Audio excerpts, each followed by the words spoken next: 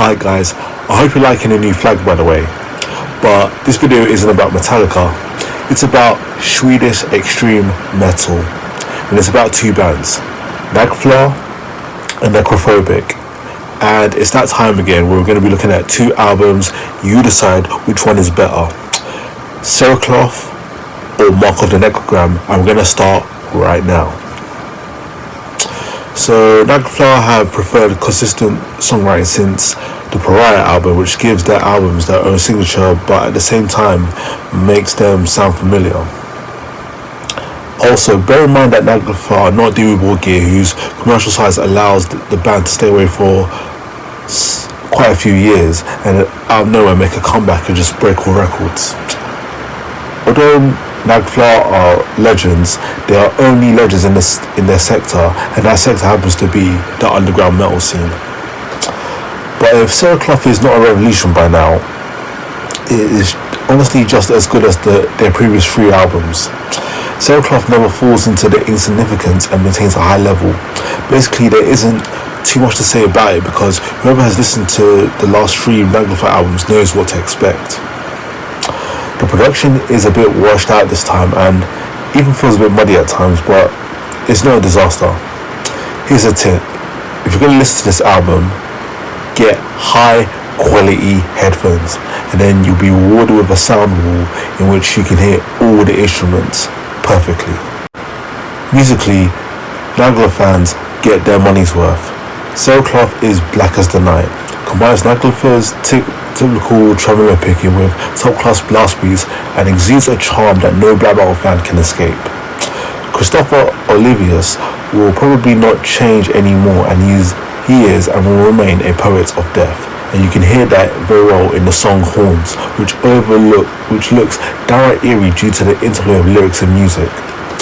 There was a lot of reverb on Christopher's vocals, which makes the whole album a bit of a spook. The melodies also sound scary that sometimes even listening to it you just feel cold. Basically, Naglfar have made more than a good album that will satisfy fans, but which unfortunately went under at the same time. If you're an inclined fan, you sometimes have the feeling of having heard one or the other riff, but that is only due to the very narrow framework in which Naglfar has always moved. They have a formula and they stick with it. So I'm happy with it, and so are many other fans. But for those who know how to appreciate this album, it's a celebration in the face of commercial success. However, Cerecloth flutters lonely in the wind. Anyone has the potential to release a perfect album, whether it be Sodom, Disaster, Onslaught, Terrifier, to name a few, but only a few number of bands really can publish 100% perfectly good albums. Now, Necrophobic's Death to All from 2009 left absolutely no room for improvement, and this ingenious output became a burden for the successor. Room of Lifu did not have the strength to challenge Death to All, and revealed previously unknown weakness. Instead of recording another 10-track album, the Swedes filled the output to the brim with 14 songs. This album gets back to the less opulent configuration and the impressive artwork, whereas the appetite additionally.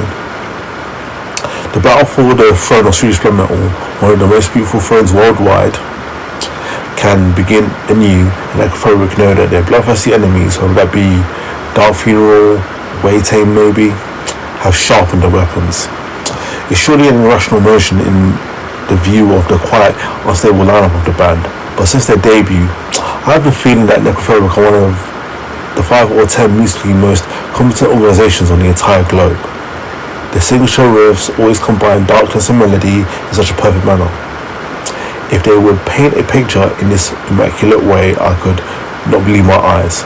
For sure, Mark of the Necrogram does not add a new dimension to their sound, but the apostles of progress can scream stagnation without realizing that they only stigmatize themselves in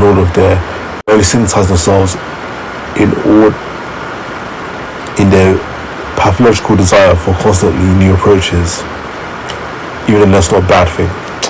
Even their criticism were correct, I would like to add that stagnation is much better than deformation. This applies all the more with regard to the extremely high level of Necrophobic's artwork. The material does not need childish or anti-musical elements in order to have a fascinating effect. The omnipresent demonic aura lends the album its homogeneity, and the maturity of the composition is, as always, almost second to none. Unbelievably fantastic Sacrosanct was one of the fastest tracks, and its fiery intensity depicts the heat of the artwork. Its natural flow would be remarkable for any other band, but for Necrophobic, it's just a matter of course. High speed versus the flowing mid-tempo part of the first chorus stand shoulder to shoulder, and by the way, the Cerecloth comes directly out the lungs of hell. There is no need for an original voice back celebration, but Cerecloth's voice matches the dark undertone of Mark of Necrogram perfectly. Without delivering extreme screams, his contribution increases the level of malignancy, and this is by no means self-evident, because the quality of the material makes high demands on the lead singer. Just listen to Pester, the teaser of the full length. It represents another monument with high-speed parts and a driving double bass, but it also holds an almost ritualistic part and a surprisingly melodic solo. Necrophobic do not need varying conventional song patterns. They are able to fill more or less conservative structures with absolutely exciting content. Some new compositions even border on the ingenious sanity of Revelation 666. Without doubt, many songs are absolutely divine or completely satanic. Feel free to make your choice while listening to demonic masterpieces like Crown of Horns. Strangely enough, the band Cryptopsy have a song called Crown of Horns on their Non-So-Vile album. It is amazing. The songs are never drastic, radical, disharmonic, but they create a very dark aura. Production? Have you ever had the absurd thought that these Lords of the Eclipse would release an album with flawed sound? It's a rhetorical question, but of course not. The warm, vigorous, dense, familiar mix has become an identity, creating the level of Necrophobic. With all due respect for the achievements of the fantastic legions of the underground, I must admit that exactly the sound of the Scandinavians leads the listener right into the burning pits of hell. Frankly spoken, I guess you will not be surprised that these experienced dudes have a clear vision of how their material must be portrayed. Maturity is everywhere in the cosmos of Necrophobic, but it does not mean that reason has killed the creativity of the band members. Especially Sebastian Ramstad must be mentioned, because he has written roughly around 80% of the material, and there's absolutely no stinker to defy. After sinister pieces such as the Orientation given title track, the devastating Odium Sasson, I hope I said that right, the beseeching Lamastu, from the great above to the great below, invites the listener for the last time to be engulfed by a dark maelstrom. Just like the sweetest woman you know, Necrophobic's art has a mind-blowing and magical component at the same time. Especially the mixture of the melodic guitar leads and the highly explosive speed parts is excellent, even though the mighty drumming also plays a prominent role. The only regular track that does not surpass its level is Sarbomber. It lacks intensity, but this remains a bearable exception because this is still a good track. So who's now seen on the throne of Swedish black metal? I'll leave that for you to decide. But on another note, which album do you think is better? Let me know in the comment sections down below. Other than that, thank you for listening, and I'll see you next time.